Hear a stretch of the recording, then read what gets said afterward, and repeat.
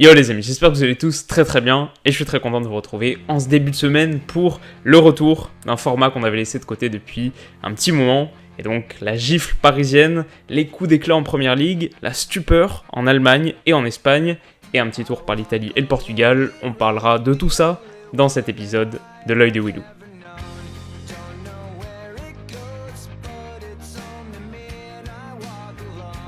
Et on commence par le coup d'éclat de notre football hexagonal avec ce large succès du PSG contre l'OL, une manita dont la physionomie fut d'abord étrange et marquée par un excès d'engagement manifeste avant de devenir logique, la défense lyonnaise pliant sous les coups de butoir répétés du duo Neymar-Mbappé. À 19 ans, le français s'offre au passage un quadruplé en 13 minutes et a même manqué de réalisme, symbole d'un talent fou et d'un club qui ne laisse aucune miette sur la scène nationale en enchaînant une 9e victoire consécutive. Alors comme vous êtes nombreux à le savoir, oui, je suis lyonnais et supporter de l'OL, alors c'est une claque assez sonore, mais dont la douleur s'estompe finalement assez vite, parce qu'il n'y a pas vraiment de sentiment de regret. Alors c'est vrai, Fekir s'est blessé au bout de 2 minutes de jeu seulement, c'est vrai aussi que la main de Di Maria aurait largement mérité un penalty, et puis c'est vrai que la première mi-temps a quand même été dominée par l'OL, mais quand tu commets autant d'erreurs, quand tu compromets ton avantage numérique pour te retrouver à 10 contre 10, tout en défendant à 50 mètres de ton but, et bah t'ouvres simplement trop d'espace sur le terrain pour espérer quoi que ce soit. Parce qu'en face, c'est Neymar à la baguette, qui a un sens du timing dans la passe qui est juste phénoménal. Et alors il y a beaucoup de très bons passeurs dans l'histoire du foot, plus récemment Messi, Iniesta, très doués pour trouver ces passes tranchantes, obliques, dans un jeu de position. Je pense par contre que dans un bon jour, Neymar a absolument aucun équivalent dans le monde pour ses passes en situation de transition, pour ses passes poison en contre-attaque. Et alors hier, face au jeu, avec 50 mètres d'espace devant lui, avec un Mbappé lancé, bah voilà, il n'y a absolument rien à dire. Paris a largement mérité sa victoire et aurait même pu s'imposer 8 ou 9-0 avec un peu plus de réalisme. Ailleurs en Ligue 1, très peu de surprises, Toulouse et Nice se sont séparés sur un score de parité, comme Guingamp et Montpellier, un partout. Les Lillois poursuivent leur série impressionnante en étrayant Saint-Etienne, grâce à un doublé de l'inévitable Bamba et un but tardif de Nicolas Pepe, 3-1. Angers a arraché l'égalisation in extremis contre Strasbourg de partout. Nîmes et Reims se sont également neutralisés sur un score nul et vierge. Enfin, Bordeaux n'a laissé aucune chance au Nantes de Vahid Halilhodžić, 3-0. Monaco a encore chuté à domicile face à des Rennais entreprenants et récompensé par une frappe limpide de Ben Arfa, 2-1. Marseille a fait le job face à des Caennais peu inspirés, 2-0. Alors, pas grand chose à dire de tout ça. Nantes rate sa première sous Vahid, ce qui n'est pas forcément une surprise.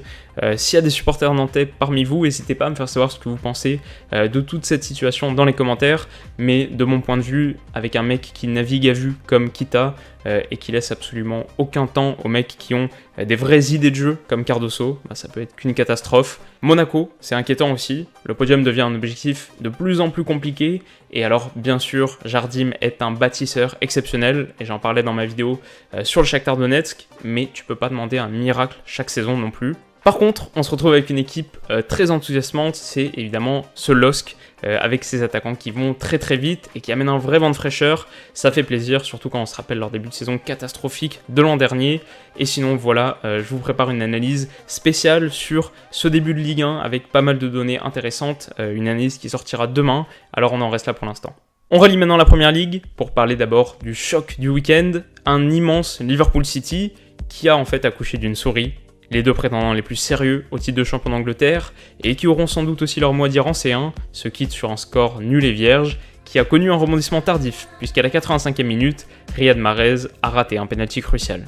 Alors évidemment, pas le résultat auquel on s'attendait, parce que l'année dernière on a eu une bonne dose d'affrontements entre Reds et Citizens, 5 de mémoire, et ça a toujours été très spectaculaire. Hier, 0-0, et c'est peut-être pas une coïncidence. Guardiola l'a dit en conférence d'après-match, l'objectif pour City, c'était vraiment de contrôler la partie, et que si à Anfield, tu crées les conditions d'un match ouvert, et bah t'as absolument aucune chance. L'année dernière, Liverpool était vraiment la bête noire des Citizens, et en grande partie grâce à sa capacité à presser de manière très agressive le porteur de balle, en ciblant notamment les relais bas. Par exemple, Ederson qui fait une passe à Fernandinho, qui est dos au but.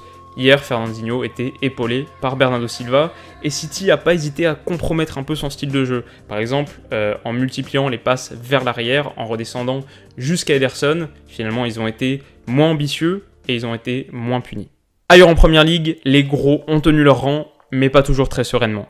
Mené sur sa pelouse par Newcastle, 2-0 à 20 minutes de la fin, Manchester United a renversé la vapeur grâce à un coup franc de Mata, une superbe combinaison entre Pogba et Martial, et un but libérateur d'Alexis Sanchez à la 90e. Tottenham, lui, s'est difficilement défait de la lanterne rouge Cardiff City grâce à un but d'Eric Dyer.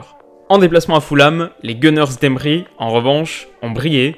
2 doublés de Lacazette et Aubameyang, séparés par une superbe talonnade de Ramsey, portent la série de victoires consécutives d'Arsenal à 9, dont 6 en Premier League. Enfin, le Chelsea de Sarri ne faiblit pas, 3 buts au St Mary's Stadium, dont une superbe transition conclue par Morata, ont suffi pour venir à bout de Southampton.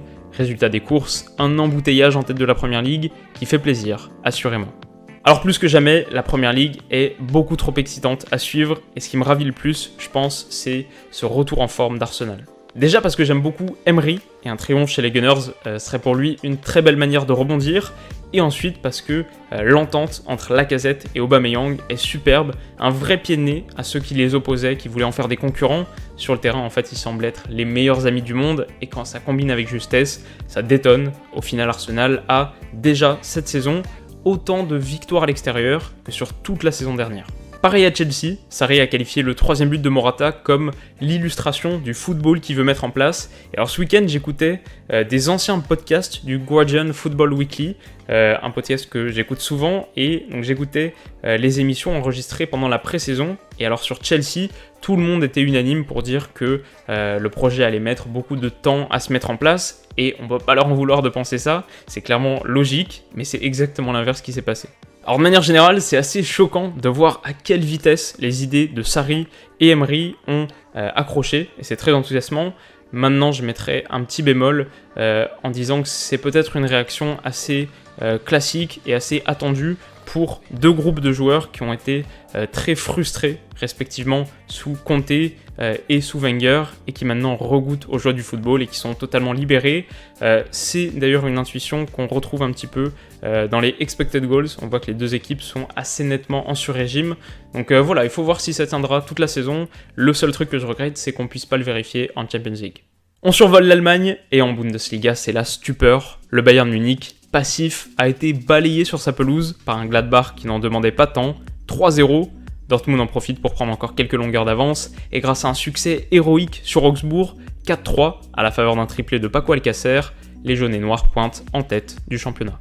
Et puis en Espagne, c'est un autre géant qui sombre, le Real Madrid, défait par Alaves 1-0, et qui a perdu Bale et Benzema sur blessure, a vécu un cauchemar absolu. La lumière vient pour eux du Barça, qui perd encore des points face à Valence, un partout. Alors rapidement, j'étais absolument choqué par cette passivité du Bayern sur le 3e but, qui fait vraiment non professionnel, et puis ça commence vraiment à chauffer aussi pour Niko Kovac, qui enchaîne une 4e rencontre sans victoire en 2 semaines, et quand on voit une attitude de groupe aussi désinvolte, ça présage rien de bon.